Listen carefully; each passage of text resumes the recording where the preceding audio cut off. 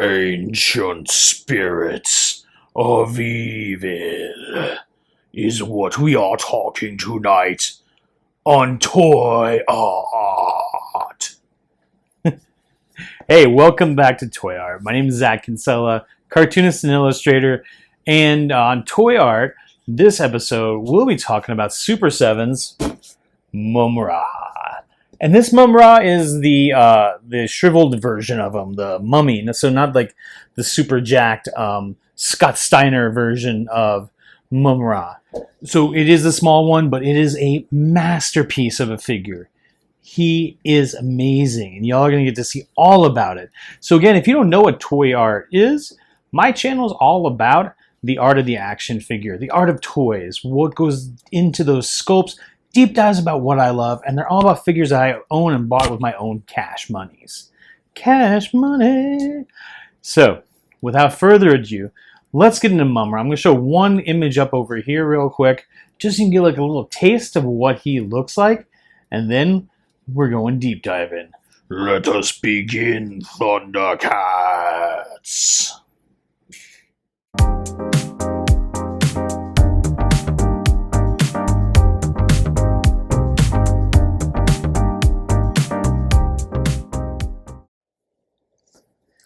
Yeah, boys, let's get into it. Here is the packaging, and I want to start adding some more packaging in with these episodes because I do feel like the art of an action figure, an art of a toy, is tied into its packaging and being, I went to art school, I was into graphic design for a half a minute. I still really appreciate great graphic design and everything that goes into the packaging. I love the oblong packaging, like the pyramid-esque structure of it, right? So you can kind of see like it's got, a little temple size looking thing. I'm not gonna spend too much time on this.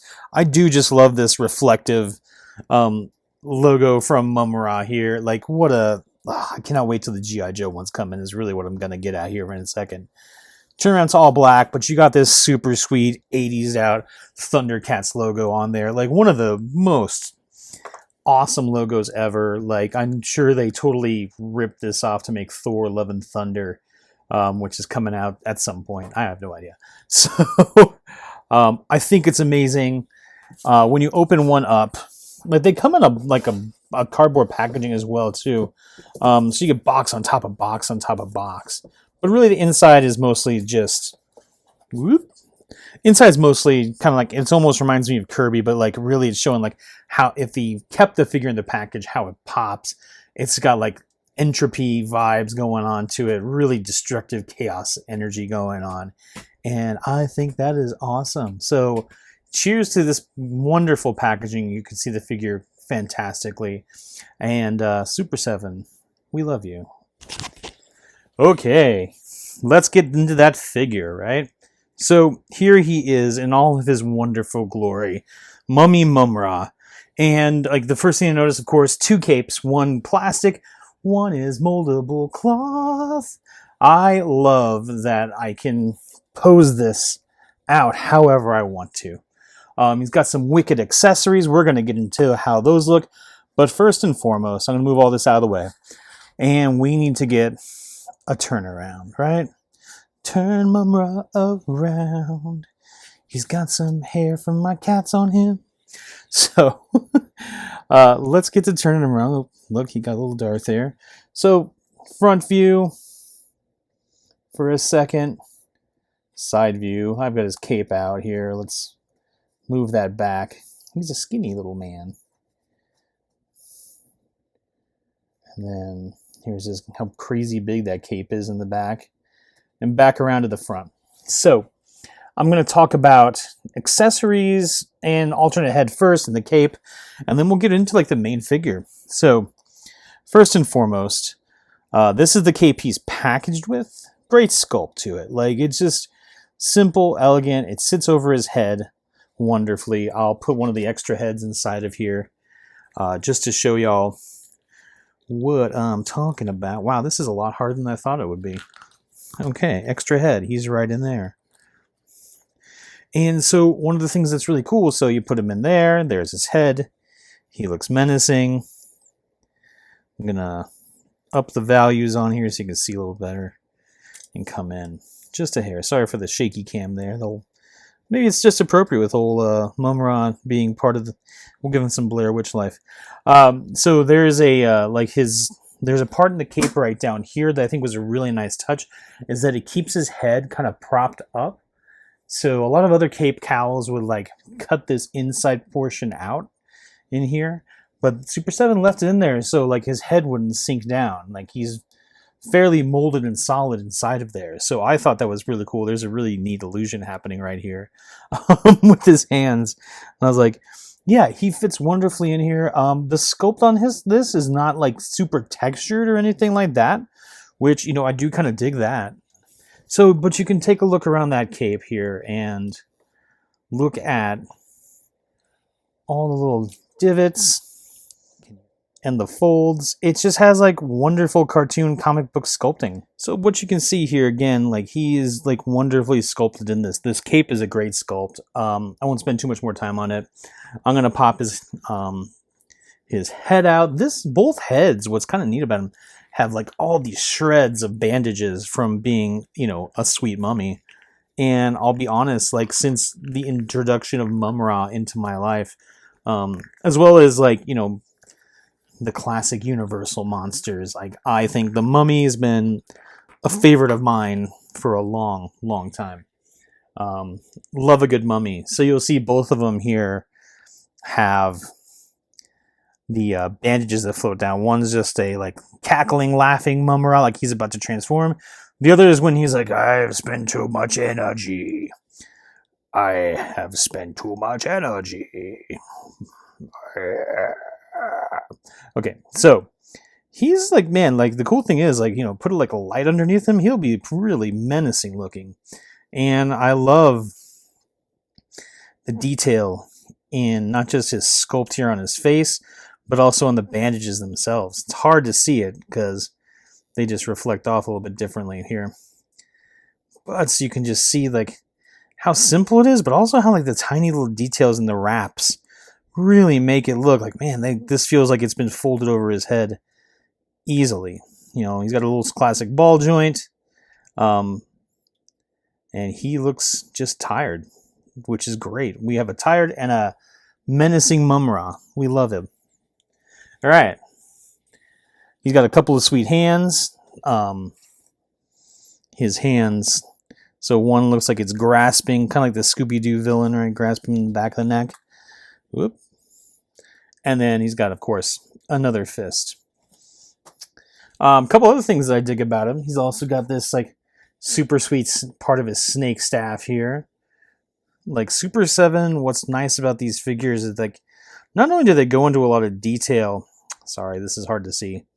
Not only do they go into a lot of detail with their figures, but like they put a lot into the accessories. They are like, I feel like between NECA and them and Super 7, they're kind of like the deep cut kings, especially with like the Ninja Turtles cartoon line. And you'll have to pardon me, I haven't watched Thundercats in a long time, so I don't know exactly every last one of these. So like, leave a comment if you do. Like, I'm perfectly fine being humbled on the internet because it doesn't matter that much to me. But look at this sweet vase. I swear I could have done some research for this episode or whatnot, but like, yo, this is a cool vase. Like, I don't know, it's just a nice piece of decor. I feel like such an idiot right now. I'm like, what is this to? And everyone was trying like, you ding dong, it's to this. I'm like, okay, cool. I haven't watched this since I was like 6, but I still love it. Look at the intricacy in this little vase. Look at that line work. Look at that little rune right there. That crystal. Something is evil is inside. And finally, there's a tome with the Thundercats logo on it. Very menacing. Very good. So lots of spells inside here, I'm sure. I usually have him holding it. Sometimes he likes to fall when he holds it. It's okay. It's a great book. Look at all that detail. It even has like little edged in pages to make it look like an actual book. It does not open up. That's okay, because it is evil and we do not need to open that up. Why would you? It does not have anything on its spine. Therefore, you pull it out, you open it up, and your soul gets eaten. So that's the details on that. It actually looks like there's like some bunch of texture on the book to make it look like, you know, leathery. It's not beat up, so it's like it's a pretty fresh book. It has some kind of like what you call it, some divots in there, probably like a combination code, because they had those in ancient Thundaria. Cool. I'm winning a lot in this video.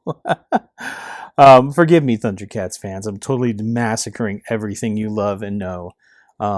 Just call me JJ Abrams. Oh, no, we're keeping it positive here, right? Right? Okay. So, let's get into our bad boy. Let's get into Mumm-Ra himself. You've waited long enough. You've waited 9 whole minutes for me to start talking about him. How cool is Mumm-Ra? So, let's bring him a little bit closer here. And things I dig about him here, like this staff. We didn't talk about the staff. I'm gonna like, he has a super sweet staff. He doesn't come with a sword or anything like that, and it's hard to see this guy, as I just keep dropping it over and over. Jeez, like you would think it's a cow, but no, it's definitely like a demon skull thing here. Very well sculpted, easy for him to handle, but it is jagged AF. And we love that. Look how evil and menacing this thing is. Evil. Menacing evil. Yeah, dog. Alright, a little bit better there. A little bit better. You can see all the red teeth on him. It's hard because he's a dark figure, right? But the sculpting on this staff is just wonderful. It feels like it's old and it's gnarly. It's got knots all over it. Look at that. Man, it is gross. And it's well balanced. What's the nice thing about this is like it's balanced here and it's balanced down here. So it's easy for him to carry, like, and hold up here, but it can still balance him down. Or he can hold it like I had him holding it earlier. So that is a really sweet staff. And it's got sculpting in the back and the front. And I think that's kind of a thing for me, is like the sculpting in the back and the front, to be honest with y'all. Sometimes some companies don't do much in the back because like, oh, well, it's a front-facing displayed figure. But for us action figure fans, we like sculpting all around the backside too. We want to admire the whole piece. Some of us have some of those rotating like displays. I was like, think about those cats. They're the best. All right, badoom over there. Now, main event. Again, thank you for watching this far. All 10 minutes of your life were worth it, trust me. So, Mumm-Ra, man, look at him. Wow, that was crazy. Man, he just looks like he is up to no good, and he is super into it.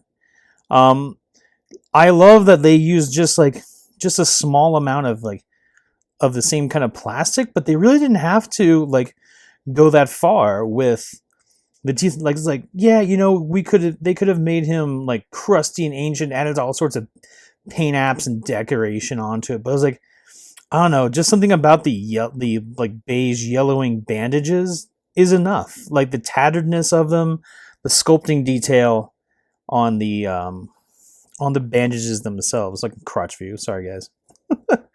So I can take off his cowl or his cape.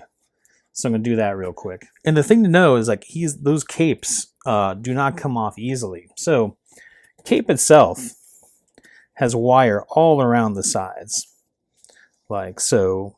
And mine's sticking out there because I've done too much playing around with them. Bummer. Didn't notice that. All right. At least the cats haven't gotten to him. I keep them up high. But it's just a nice, it's a thicker cloth cape too. So you really get what you pay for with Super7.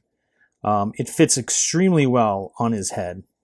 And it doesn't look all poofy and over-exaggerated. Like they really made it, like molded it so it would sit back instead of like, you know, when you get a fresh new hoodie and you're like, it looks like I'm wearing a pointed head, and I'm not here for that.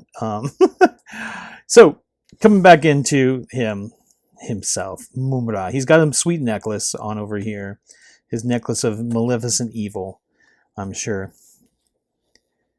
And just look at that wonderful face sculpt. Man, he's got a little bit of that, like, evil ape face looking, just protruding nastiness. Like, he is here to do no good. And so the bandages all looked weathered, but also they have, like, a lot of layering over here. Boom, boom, boom, like right on those arms. The nice part about his articulation is that, like, he's easy to pose. There's no pins anywhere on this guy that I see. So Super7 really knocked that out. And you can kind of see, like, some of the paint, like, bleeds onto, like, the blue here, but I don't really care. I'll be honest with you. Like, he's just cool enough to for me to not really care about that. So, looking at his feet, man, they are gnarly. Like, who wants to give that guy a foot massage? Not me. Not the lady from Pulp Fiction either. Gross. So, turning him around, yeah, like, so he's got some smooth parts on these, but if you flip him around, man, they're not, like, you can get right back to the textured part. So, like I said, turning them around, they didn't skimp on any of this detail. Like, looking like this would, I'm not sure if, like, how much research they did into how they wrap a human body, but it looks like they did a ton of research. Look at those folds up top there. That is a wonderful sculpting. And really, one thing that I think that is really neat about this figure and how he's constructed is, like, all that sculpting. He doesn't really move around he doesn't have a ball joint or anything like that. But he does move around in this side here, and he's already hunched over. Like, I don't really need to, like, give him a hunch look. But it's kind of neat because, like, all these bandages hide that piece of articulation here and over here. Man, just a wonderful way to disguise, right? Like, just super cool. Yep, that is awesome. He is a phenomenal figure. And like I said, there's a bigger Mumm-Ra coming, which I am very excited about. There is a Lion-O that I have on order right now as well. There's also a Panthro, Tigra, all the Thundercats are coming, which will be awesome. I have them all in order. But I really think, man, whoever sculpted this, I gotta find out, because, like, look at these sweet bad boy hands. They are so grody. And you know what's cool about this is, like, they keep it true to that animated look, that animated vibe and style. You can really tell right here, especially, like, there's detail, but it's not overwhelming detail. Like, down this arm, there's notches and hatches here and there. There's, like, cross hatching. There's not a whole lot of detail in that way, because in those shows, they didn't, with animation, you just can't show that much detail. There are exceptions to that, but we're talking 80s American animation, and that was probably the heaviest detailed American animation for a while, until Batman the Animated Series came out, right? Or The Simpsons. I think these have, and I'm talking mostly character model rendering, not backgrounds or, like, assets, that kind of thing. But looking at this guy, man, like, they took that cartoon style and really just punched up just a slight notch, just a wee notch, so that you had a character that looks animated, believable, but also translates so well into 3D. And that's really what I love about this character. I was so young when these came out, 6, 7, first grade. I was a little bit more preoccupied with Transformers at the time and G.I. Joe, but when these hit, I was like, this was my entryway into fantasy. Honestly, like, if I think about it, I was like, yeah, it's like this, and, like, reading Lord of the Rings a little bit later on.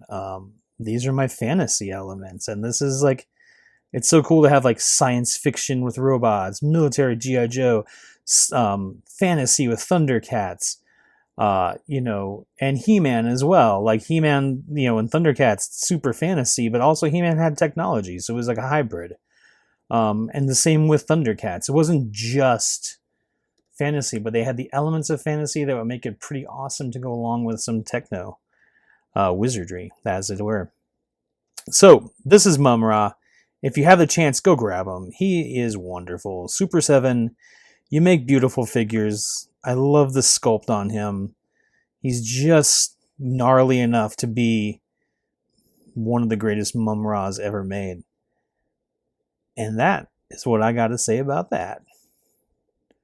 spirits of evil. I can't stop saying it. It's great.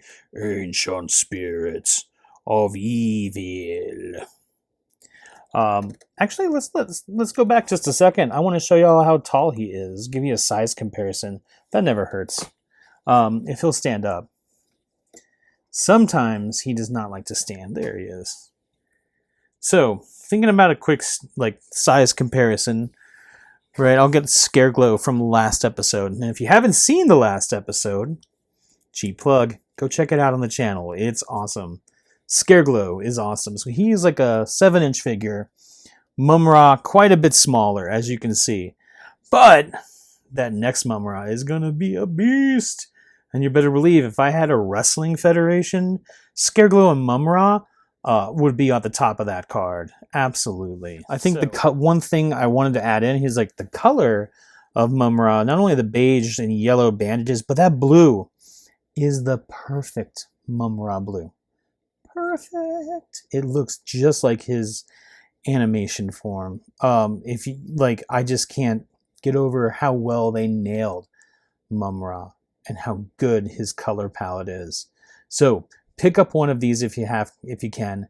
If not, I'm sorry, it's so good. I don't want to rain on your parade if you can't find him, but if you can, go get him. He's such a worthy addition to your line of evil. So much yes. What a awesome bad guy. What a great figure. Super7 with their ultimates just knocking it out of the park. And really, one of the things I love about Thundercats, so I don't, can't express enough, is like, this is one of the shows that, like, when I was a kid, this was the meat and potatoes, baby. This was the show. Thundercats, the 2011 revival too. Amazing. I had this t-shirt my mom got me, which is a red t-shirt with Lion-O holding the Thundercats Sword of Omens. And, it's funny, like, that would be an awesome t-shirt today. I would buy the living hell out of that t-shirt. Pretty sure I wore it till it, like, fell apart when I was a kid. Who knows? But Thundercats, one of my favorites growing up. So that's really what I have to say about this wonderful beast that was inside this. The packaging, we've talked about it. It looks amazing. Just a stellar piece of art from Super7. So if you liked what you saw here, comment if you want to see some different kind of figures, or if you have ideas for figures for spooky season, or even beyond. I think next month I'm going to do this, since we're getting into fall and some darker season, I'm going neon, baby. We're going 90s. And that 90s vibe. Excuse me. 90s vibe. Dinner. Cool. We're going neon. We're going 90s. We're going to get loud and proud. So look forward to that. Let me know in the comments what y'all want to see, what you thought of this video, and share it. More importantly than anything else, share it out. Put it on the internets. Tell your friends. Tell their family. Tell people you don't know. If you're on the subway watching this, bring in a homie. Share those audio with those AirPods. I know y'all know how to do that. So, again, thank you so much for taking your time to hang out with me. This has been Toy Art. My name is Zach Kinsella. Again, we'll see you next time. Thunder, thunder, thunder, thunder cats. Thunder, thunder, thunder, thunder cats.